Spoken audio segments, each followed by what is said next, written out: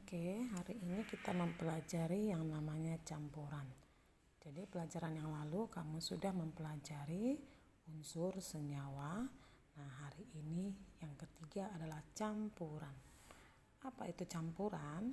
Campuran adalah materi yang terbentuk dari dua macam zat tunggal atau lebih dengan perbandingan yang sembarang dan masih memiliki sifat zat asalnya. Jadi nanti campuran sifatnya itu masih sama dengan zat asalnya, ya. Nah, kita lihat karakteristik campuran itu. Yang pertama, terdiri dari dua zat tunggal atau lebih, ya. Yang kedua, komposisinya tidak tetap.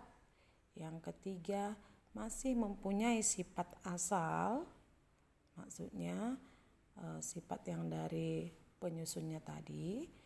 Yang keempat, dapat dipisahkan dengan penyaringan atau penyulingan. Nah, jenis-jenisnya kita lihat. Ada campuran homogen, yaitu campuran yang serba sama di seluruh bagian dan hanya terdiri atas satu fasa saja. Contohnya, campuran gula yang larut di dalam air. Yang kedua, ada namanya campuran heterogen, yaitu campuran yang serba tak sama, mempunyai dua atau lebih dengan batas fasa yang jelas antara fasa-fasa tersebut.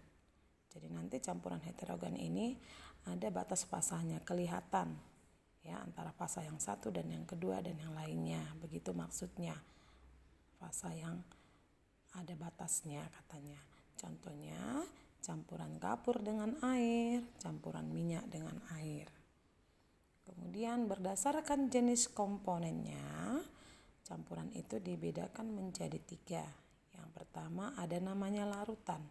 Larutan adalah campuran homogen yang terdiri atas zat pelarut dan zat terlarut.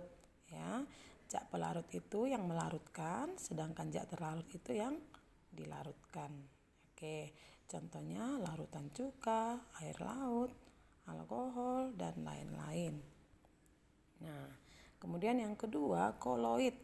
Ya, koloid adalah campuran yang terletak antara campuran homogen dan campuran heterogen.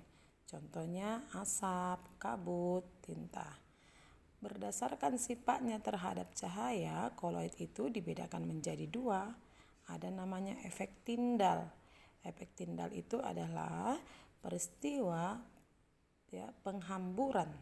Itu penghamburan, ya, bukan pengaburan, penghamburan cahaya oleh koloid. Partikel dalam koloid ini akan menghamburkan cahaya ke segala arah. Yang kedua ada namanya gerak Brown. Gerak acak partikel koloid dalam medium pendispersi. Pendispersi itu adalah fase yang tampak.